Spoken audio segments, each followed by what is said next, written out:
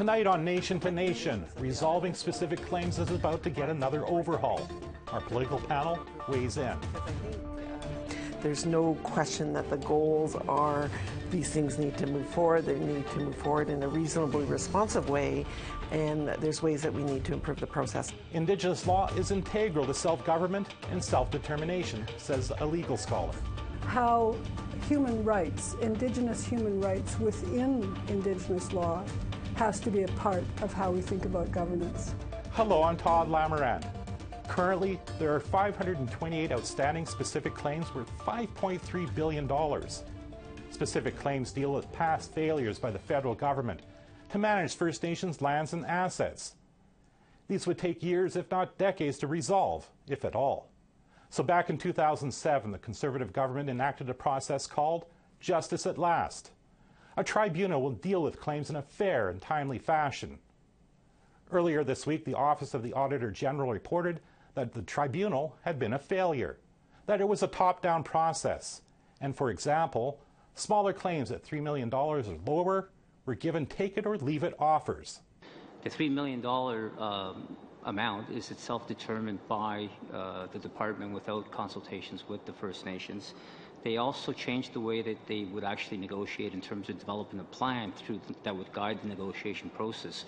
Prior to Justice at Last, there was a plan that was mutually agreed to. That was discontinued. And on the panel today, we have Yvonne Jones, Parliamentary Secretary for Crown Indigenous Relations, Cathy McLeod, Shadow Minister for Indigenous Affairs, and Georgina Jollybois, NDP Member of Parliament and Deputy Critic for Indigenous Affairs. So, of course, as usual, I'll start with you, Ms. Jones. Back in September, Minister Bennett and Justice Minister Raybould promised to revamp the process toward reconciliation. Promised to revamp the process of specific claims toward reconciliation rather than conflict. What exactly does that mean, reconciliation rather than conflict?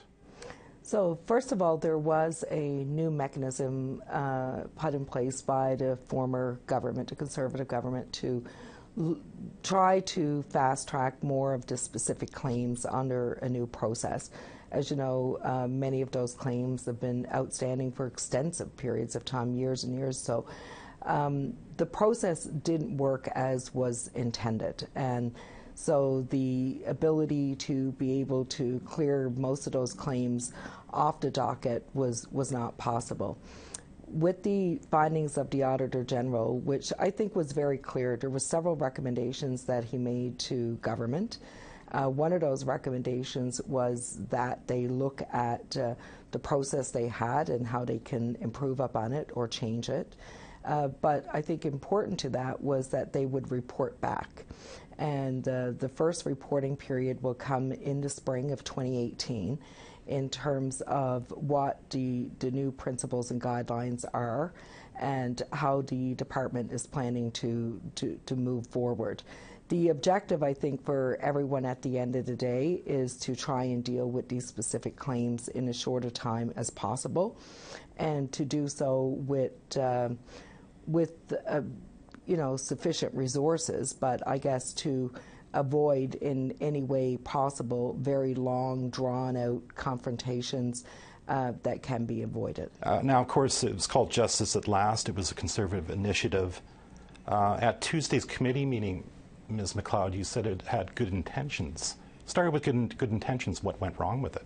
Well, I think the report of the Auditor General was clear that the intentions were good, but sometimes the execution needed to be improved on. So this is where we're actually going to agree with the government and sort of a plan to move forward, and that's why the committee has actually tackled on this issue. So on top of the recommendations of the Auditor General, what we're hoping as a committee, we can, because we're traveling and we're going into different communities and we've been talking with different groups that are having very specific issues. So we're hoping that out of our committee process, we can actually add to some of the recommendations that the Auditor General gave or provide some more information for the government to improve the process. Because I think there's no question that the goals are these things need to move forward. They need to move forward in a reasonably responsive way, and there's ways that we need to improve the process. So I think something that was started with good intentions, for example, today we heard from Justice Slade from the Tribunal. He has some very specific recommendations in terms of things that he thinks that we could do to facilitate. So I'm hoping that the committee will add some good information, some good recommendations, because clearly the goal for all of us should be, let's get these things resolved. Ms. Jollybaugh, it sounds pretty strange. The Conservatives and Liberals seem to agree on this issue. Does that mean we're at the dawn of a new age where these specific claims will be done in a timely fashion? Just yesterday, I, myself, and my colleagues met with a group who are before the government to negotiate a land claim. And they're ready. The group have been ready for a long, long time. And the government is stalling. Regardless of which government is in power, both the Conservatives and the Liberals, the delay tactics continue to occur. And regardless, the rights of the Indigenous peoples get delayed and delayed. And it's really sad because there are Indigenous groups across Canada that are ready and the government is not.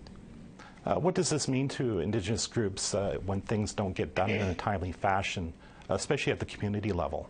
An example with the group that I met with yesterday, one of the committee members, this group have been at it for about 18 years. One of the committee members and other committee members are dying. They literally, they just lost another member to the group, and they're frustrated. They want movement on their file, and I'm sure there are other Indigenous groups across Canada. They want movement on their files, and it's not occurring. And I do think it's important that we sort of make the differential between the specific claims and the comprehensive claim process. Very, very different processes, and I can know the group that you met with, as I met with them also, and certainly there are issues around the comprehensive process. I think, they brought up some good concerns, but regardless if it's comprehensive or specific, Indigenous groups are falling behind, and they want movement. And I think what Kathy is saying is important because the Auditor General's report focused on specific claims. What the committee is doing right now is focusing on the comprehensive claims, as Georgina is raising, but also looking at specific claims as a side to that. But I think everyone in this country will tell you that when it comes to modern treaties and comprehensive land claims, it is taking far too long. Far too long. Does this mean that there's going to be a change? Certainly one of the fellows from the Auditor General brought up the issue of this $3 million or lower cap, and if it's $3 million, you had to take it or leave it offer. Has this stopped, these take it or leave it offers? Well, that was the mechanism that was used under the previous government to kind of fast track some of the smaller specific claims, and that process is not what's happening right now. So what you're seeing right now is a little bit different in terms of trying to negotiate, but also pulling out specific areas in which government and the Indigenous government can agree. For example, things like happened in Ontario with the signing of the education agreement between the government and First Nations in that region. So you're seeing more of that happening and more specific pieces of it being settled, as opposed to having a lot of these claims bogged down with other things, which everyone knows is going to take a lot longer to move through that process. But I don't think you can overlook the work that the Committee of the House is doing right now around comprehensive claims. This is the first study, I think, that has been undertaken in recent years with regard to comprehensive claims. And I'm looking to Kathy because I think it is, but I'm not entirely certain. She's been here longer than me, so looking for historic advice. But I think this is going to be symbolic and important in terms of the recommendations they come forward. What we all know is we have heard over and over again in Canada it takes too long to settle comprehensive and modern treaty, comprehensive land claims and modern treaty agreements. And they want to see this done at a different pace, and they want to see it done at a different cost, because the longer these agreements are taken to become negotiated and signed off, the more it's costing First Nations. Many of them are borrowing money from future royalties and benefits that they could achieve. And, you know, so in many cases they're spending more than they may gain at the end of the day. I'm not saying that to be a fact, but it could potentially happen. So we heard from officials at the committee this week that some of these claims are taking up to 20 years and plus. They would not say what a reasonable time frame is, but they did talk about land claims having a base of a 12-year negotiating process around settlement. For me, when I look at that, I still think it's far too long. And, you know, certainly Mr. Saginaw regularly talks about the James Bay Agreement, which was much more condensed in terms of time frame, much less voluminous, but certainly very effective. So I think we moved away from that. One of the reasons I was very enthusiastic about this particular initiative by the committee was I sat on the Inchuk Naquaqua table back in the 90s. So this was in the mid-90s, and I think they might be just getting towards an AIP, and it's like, oh my goodness, this was 1993, and you have a long way to go still, and it's, I mean, that's not okay. And so I think, you know, if we can have ways that we can recommend to the government that you've got to move these things along. You can't have 30 years. I mean, 93 to now is a lot of years, and so if we can provide some good advice, I hope it will be well received. Hey, Ms. Jollybaugh, we're almost out of time, unfortunately. I'll give you the last word. How would you think an NDP government tackle this problem? How would they move this along quickly? First of all, the rights of the Métis, non-Indigenous, and all other Indigenous people, First Nations across Canada, continue to lag, continue to fall behind, and the NDP government will certainly accommodate the Métis rights as well as the non-Indigenous rights as well as the First Nation rights and move the files forward. Okay, we're all out of time. Thank you for doing this. Thank you. Thank you. Thank you. Coming up is a law professor from Victoria. She'll tell us why Indigenous law needs to be part of any self-government conversation.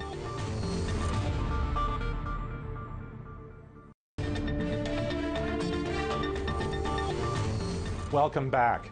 We often hear talk about self-government and self-determination as goals for Indigenous people. But let's talk on Indigenous law. A First Nations law professor says the law and self-determination need to go hand in hand. Val Napoleon is a professor at the University of Victoria's Faculty of Law. She says rebuilding Indigenous law is integral to developing self-government. Dr. Napoleon told that to the Senate Standing Committee on Aboriginal Peoples earlier this week, where the topic was a new relationship between Canada and Indigenous people. And just take a moment and imagine if everything you knew about Canadian law disappeared or was rendered inoperable to your lives, what profound disorientation that would have insofar as your understanding of yourself and who you are in relation to the rest of Canada. Professor Napoleon joins me now. Welcome to the show. Thank you. I'm glad to be here. Why is Indigenous law so important to rebuilding Indigenous nations? Well, just take a moment and think about the centrality of law within Canadian government. So you think about the forms and the structures and the institutions through that law acts through, and how that is a part of all of our lives, whether we're at the local level or working provincially or nationally. Law is one part of how Canada is governed. And so an important way to think about Indigenous law then is that it's one of the modes of governance.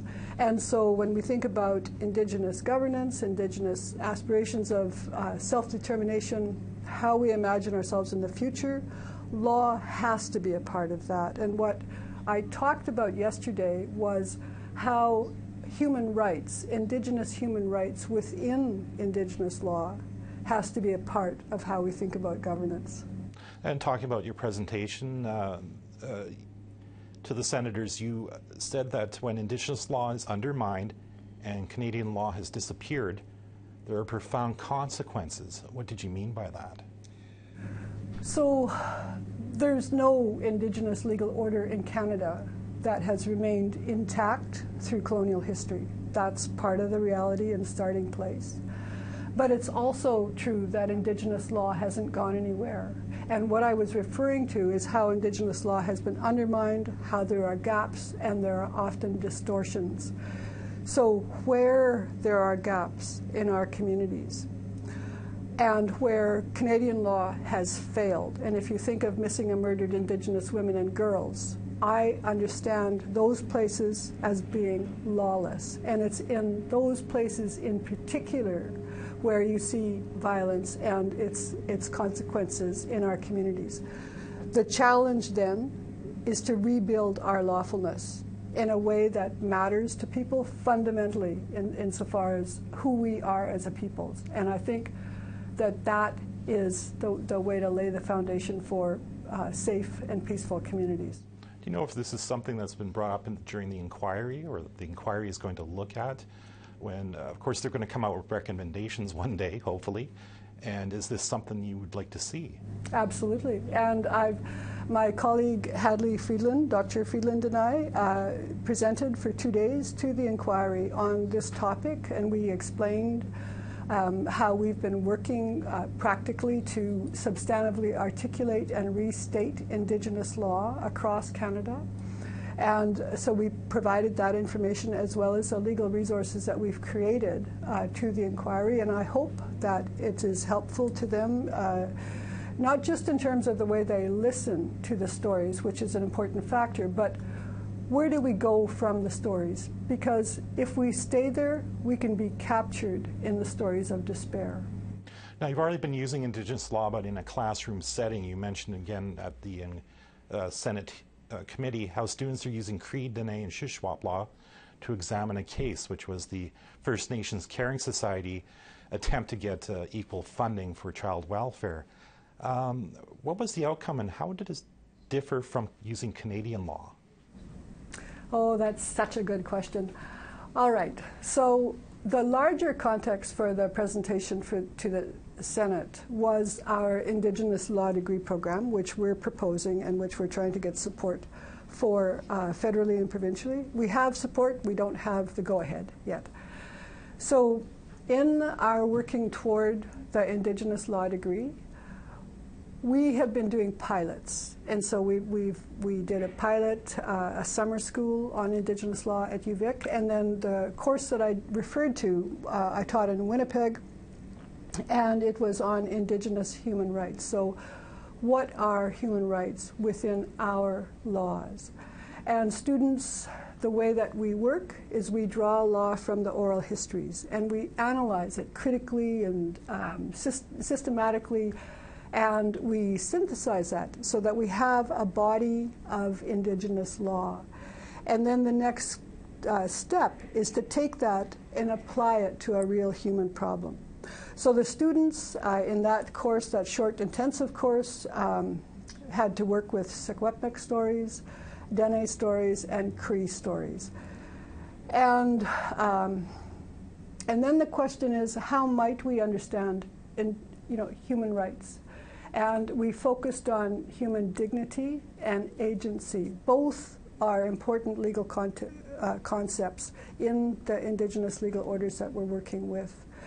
And the case that we started with was, as you said, the Caring Society case. And I started there because it's often the case that when people think about Indigenous law, they think that we're going to violate human rights. And so this was a case where it's actually the Canadian government that's violating their own human rights law.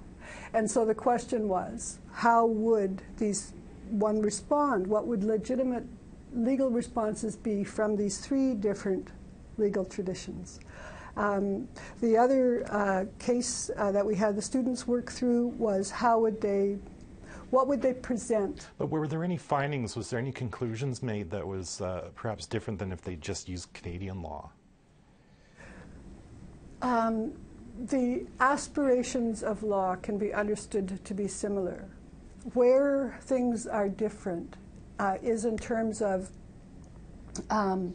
who is involved and how are they involved, And so who are the authoritative decision makers, and what are the different kinds of legal processes that people engage in, as well as what are the forms of precedent that we draw on in order to make the cases or the arguments that we do.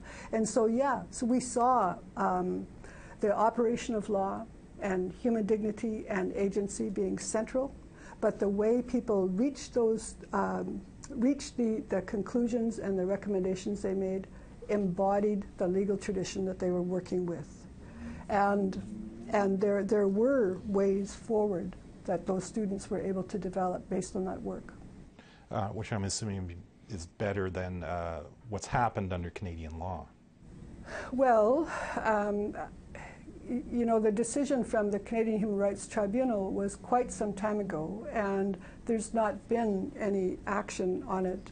And I know that Cindy Blackstock, along with others, are very concerned about what seems to be a stasis insofar as how the government is going to move forward.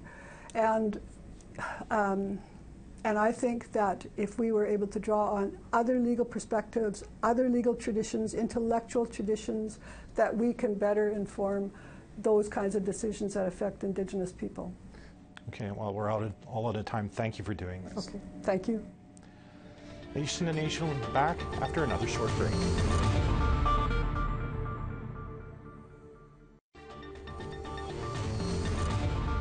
Before we go, I'd like to show more of a meeting between British Columbia Premier John Horgan and opponents of the fish farm industry. Horgan went to the Namgi Big House on Alert Bay. There, he was asked by Hereditary Chief Bill Wilson, father of Justice Minister Jody Wilson-Raybould, if fish farm licenses would be discontinued when up for renewal next year. 1/4 of the people in that room are here today to hear the importance of this issue, not just to the Namgis, not just to those on the coast, but to all British Columbia. And when that decision is made, it will be made in an open way where everyone can see it, not just the people in this room today, but all across the province.